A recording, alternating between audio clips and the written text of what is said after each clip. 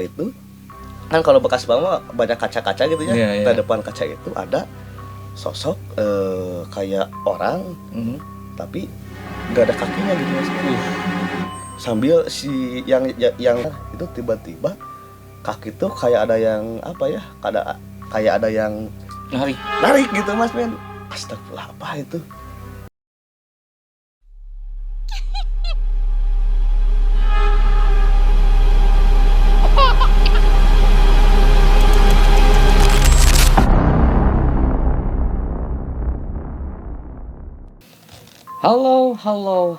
Halo. Assalamualaikum warahmatullahi wabarakatuh. Selamat datang di Tri Channel. Baraya Tri Channel episode kali ini akan menceritakan tentang seperti biasanya kisah misteri yang dialami oleh narasumber. Ini mungkin masih tetap kejadiannya di daerah Bandung, salah satu kantor di Bandung. Oke, untuk lebih lengkapnya kita dengarkan langsung dari narasumbernya. Selamat malam Bang Sandy. Selamat malam Bang Beno. Kabarnya? Alhamdulillah baik. Gimana Bang Beno? Alhamdulillah baik juga. Bagaimana ya. nih Bang Sandy ceritanya? Monggo silakan. Ya, pertama-tama ya saya mengucapkan terima kasih ya kepada Bang Beno untuk diundangnya untuk yang kedua kali ya. Iya. Waktu podcast yang pertama. Sekarang alhamdulillah diundang lagi sama Bang Beno ya, mungkin ingin bercerita lah ya. Oke. Tentang pengalaman mungkin.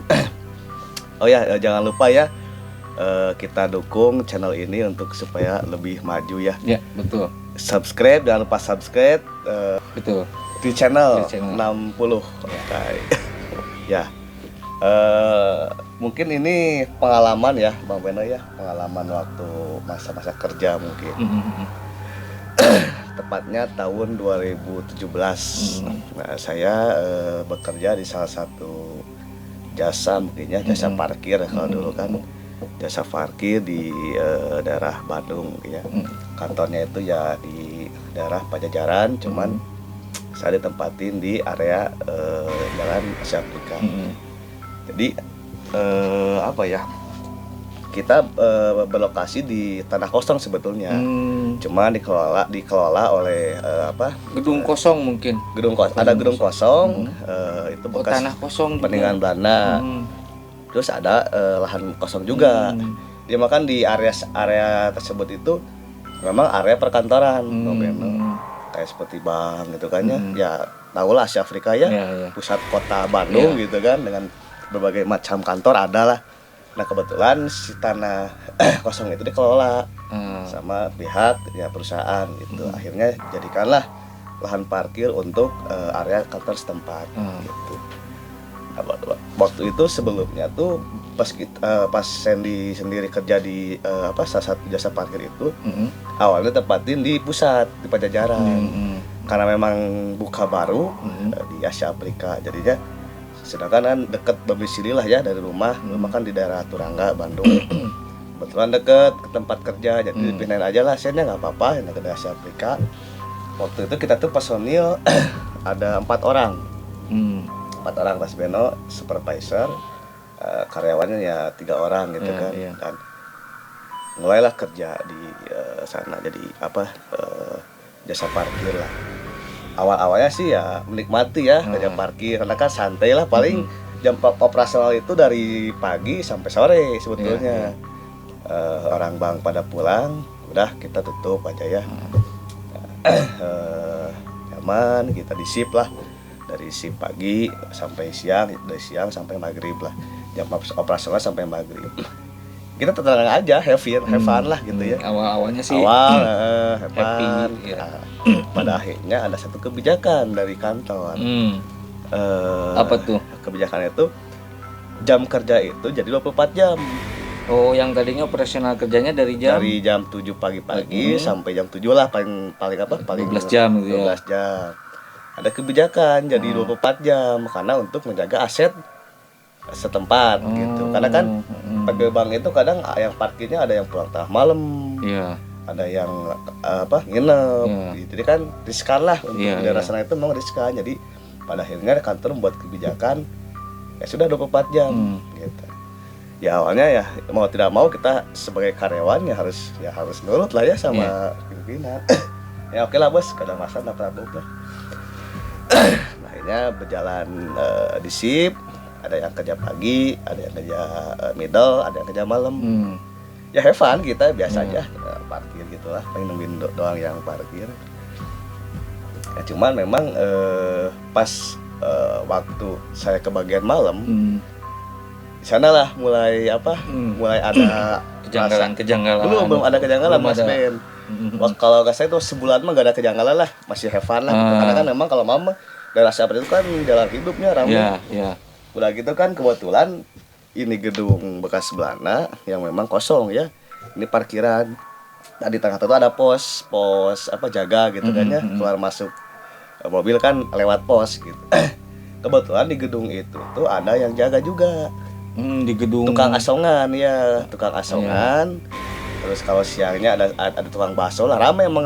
Si hiruk pikuk kalau di siang hari mah rame banget gitu di daerah sana tuh. Tukang asongan sama tukang bakso. Karena suka ada juga yang lainnya suka nongkrong yang pengamen di sana.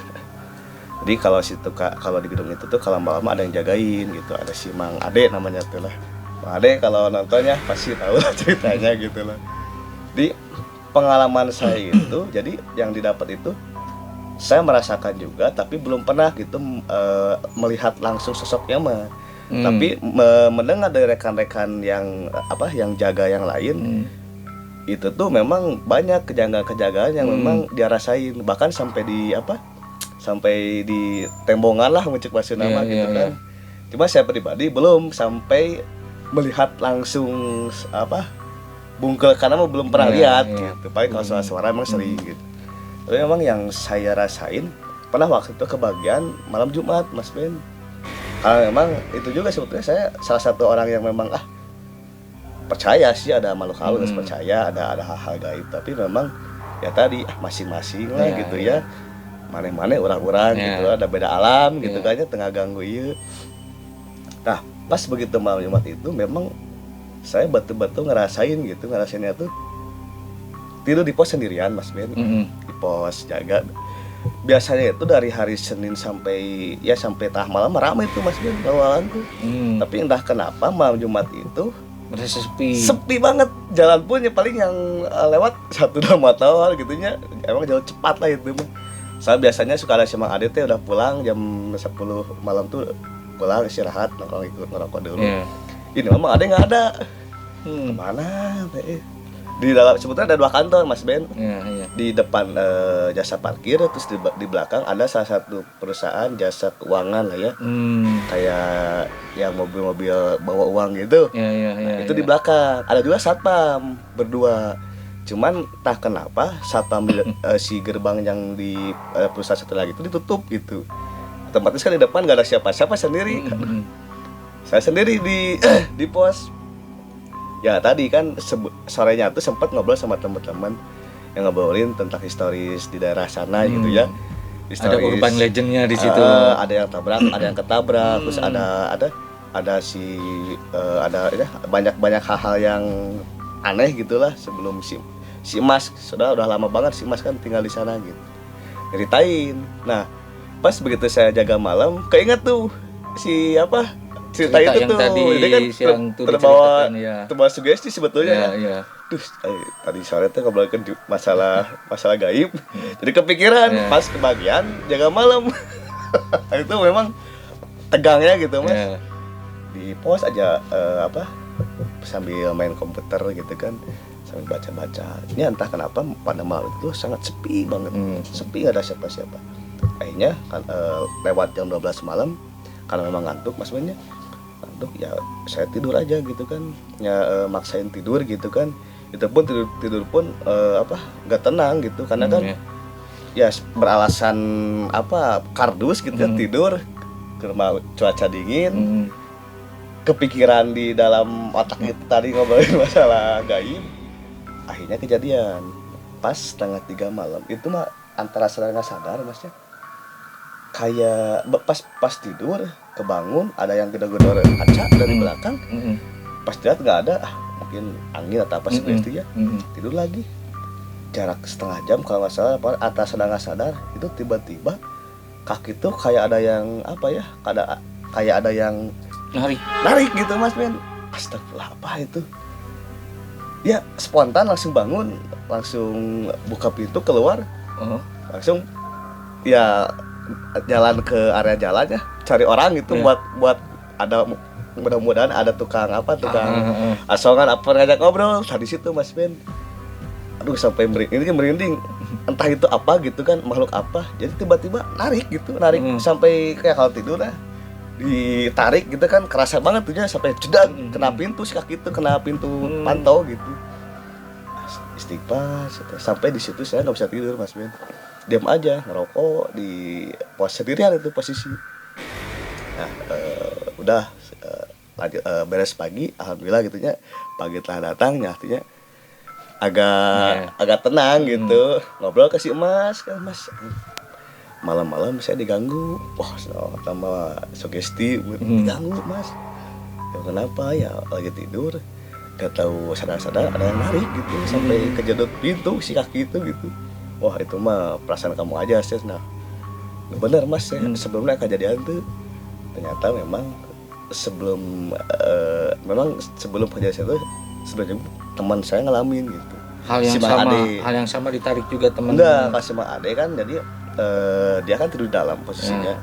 Karena kan itu ada 3 lantai dan pintu yang terakhir itu memang dikunci, nggak bisa dibuka sama sekali karena kan masih banyak aset-aset gedung dari dulu. Bang Ade sebelumnya itu pernah ngalamin, jadi begitu dia tidur sama posisinya teh antar sadar Mas. Awalnya ngelindur, mencium mah erup-erup ya. Kayak ada yang nindihin gitu lagi tidur. Pas begitu bangun, itu di depan kaca itu kan, kalau bekas bangun banyak kaca-kaca gitu ya. Di depan kaca itu ada sosok kayak orang, tapi nggak ada kakinya gitu Mas. Sambil si yang ngerinya itu, si begitu Mang Ade bangun gitu, dia pun saling tatap menatap gitu. Yang bikin ngerinya itu si hantunya itu apa ya, kayak yang meringik kesakitan gitu. Kayak gitu. Tuh Mang Ade langsung lari ke jalan gitu kan, sampai dia pulang ke Tasik seminggu gitu, trauma. Ngeri. Itu malah parah banget di sana. Cuman alhamdulillah, kalau saya mah alhamdulillah belum pernah sampai dinampakin gitu. Terus ada kasus lagi, itu satpam yang kantor sebelah. Itu mah malam-malam jam 10 lah, masih siang gitu Mas. Sama kejadian pas malam Jumat. Dia lagi nonton TV sendiri. Itu mah pertama dia ngelemparin ke kaca, kayak apalah, lemparin batu atau apa sesuatu kerikil kecil apa, emang namanya si pariki ya, kalau nonton pasti inget gitu mah. Sampai dia lari terit Mas. Itu mah ke depan gitu, minta ditemenin sama saya. Pas dia begitu dia nonton TV, awalnya ada yang lempar, terus ada yang nangis. Ada yang nangis itu. Dia mah ada orang tipikalnya nggak, ya beranian aja, nggak takutan. Pas begitu ada yang nangis, dilihat ke belakang, nggak ada siapa-siapa. Ngerokok lagi dia tuh.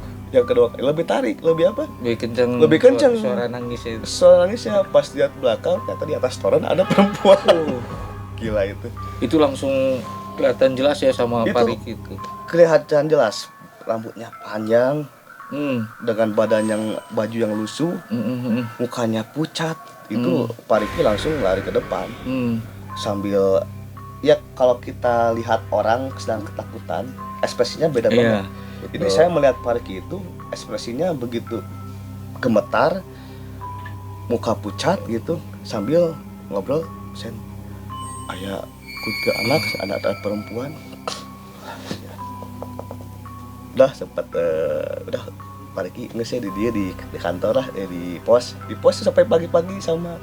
Besoknya ngobrol lagi ke si Mas, nah berarti lihat perempuan saya di toren, Oh si itu, nah, ya ya. Si Mas ini udah tahu ya. Udah tahu seluk-beluknya dari dulu. Karena Karena kan kantor itu. dari dulu jualan bakso udah lama dari tahun 92. Berarti si Mas ini sering ngalamin juga ya kejadian. Si Mas sering dulu si Mas tidur juga di tempat Mang Ade nempatin ini. Cuman karena memang dia ya udah inilah dia kontrak sekarang gitu. Tapi dia sangat tahu seluk-beluk gedung tersebut. Jadi si perempuan itu konon katanya tuh pegawai dari bank, salah satu bank. Nah dari salah satu bank dia pacaran sama temannya sama, dia ditinggal nikah, terus dia frustasi, terus dia ketabrak pas depan gedung tersebut. Langsung meninggal. Langsung meninggal di sana.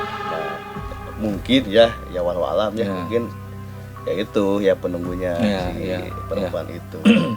Nah, itu emang viral dulu gitu kan, sempat masuk koran, sempat masuk media juga di tepatnya di Jalan Asia Afrika. Dan memang si perempuan itu yang ya itu biasanya malam Jumat suka nampakin kadang kalau di jalan ya, kalau pengguna jalan kalau mau sepi kadang lagi duduk-duduk di di trotoar gitu kan, duduk aja gitu. Kadang suka ya jadi ngeriling si posisi hantunya itu kadang ke belakang ke depan, nah itu agak sering ngegangguin gitu. Tapi di malam Jumat gitu hanya untuk menunjukkan eksistensi bahwa dia itu ada di lokasi itu. Betul. Tapi kalau saya pribadi alhamdulillah tuh nggak sampailah nembongan mah nampakin alhamdulillah. Bukannya gawat tapi alhamdulillah belum pernah. Cuman kalau ngedengar suara aneh-aneh, suara yang nangis atau anak kecil lari-lari itu sering banget Mas Ben. Suara anak kecil main bola di area parkiran sering banget gitu. Nah pas yang lebih mengerikan itu ada saudara saya gitu ya, Andri namanya. Dia tuh sempat bermimpi. Nah di dalam mimpinya itu dia dibawa ya walau alam ya, dia tuh dibawa ke area di mana tempat saya bekerja. Dan si Andri ini itu belum pernah sama sekali main di tempat kerja saya. Belum sama sekali main di tempat kerja saya. Jadi dia bermimpi, dia dibawa ke area gedung tersebut sampai dia tuh menyebutkan detail-detail tempat bangunannya, terus tempat posisi pos saya bekerja, terus ada lapangan. Dan dia tuh begitu masuk ke dalam gedung, dia ada melihat tadi sosok perempuan yang tadi itu yang baju lusuh. Si Andri ini belum pernah ke tempat kerja Bang Sandy, tapi di dalam mimpinya itu dikasih penglihatan bahwa area kantornya begini sesuai dengan di mimpinya dia gitu ya. Betul.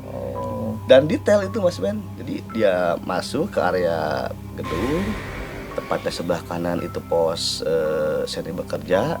Terus di depan gedungnya itu dinding-dindingnya itu udah kayak berlumut ya. Udah nggak terurus lah. Udah gitu ada pohon pohon awit ya bahasa Indonesia, bambu kuning itu sangat detail sekali itu. Andri itu menjelaskannya ada bambu kuning di situ. Ada bambu kuning di depan kantor saya itu. Setahu saya kalau bambu kuning itu malah untuk ini ya, untuk penangkal ya itu sih cewek itu gitu biasanya. Mitosnya seperti itu. Betul kan.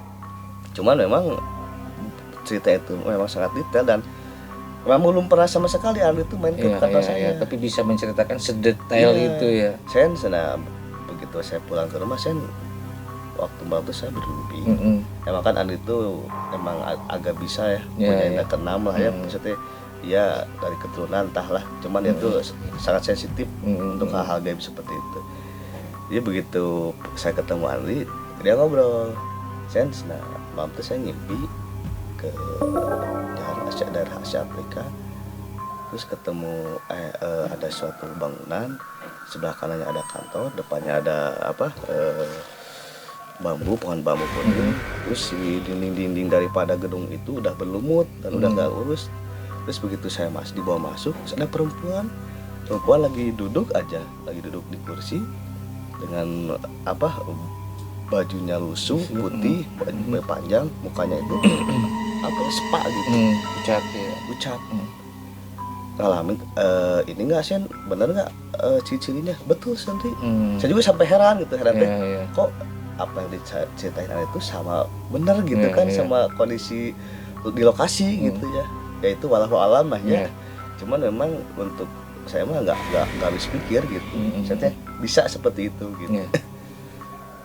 Tapi memang gedung itu tuh memang dari dulunya sangat terkenal gitu Mas Ben. Karena ya banyak hal-hal yang gaib lah, kan gedung bekas Belanda lah ya. Itu terbengkalai juga. Terbengkalai udah gitu kan. Ya bayangkan di tengah kota ada gedung kosong, terus ada lahan luas, terus di belakangnya itu masih luas, udah gitu lama kosong gitu Mas. Ya kebayang gitu ya masih banyak lah pasti. Yang penunggunya gitu kan. Pasti ya. Tuh ya yang jadi pelajaran itu ya kita tuh bahwa kita tuh hidup berdampingan. Betul. sama makhluk gaib itu gitu. Dimanapun kita berada itu yang namanya berdampingan dengan makhluk halus itu pasti. Betul. Cuman kan kita harus merasa bahwa kita tuh lebih mulia daripada mereka. Betul. Kita harus saling menghargai aja lah. Saling menghargai intinya itu. Oke Bang Sandy, ceritanya sudah cukup? Sudah cukup Mas Ben, itu yang saya alami. Ya mudah-mudahan ya menghibur lah ya. Ya, menghibur kepada penonton sekalian. Ya terima kasih Mas Beno ya. Udah mengundang saya podcast ini lagi. Oke, terima kasih ya Bang Sandy sudah meluangkan waktunya untuk Beno menceritakan kisah tadi. Oke, Barayatri Channel. Sampai jumpa lagi dan Assalamualaikum warahmatullahi wabarakatuh. Waalaikumsalam.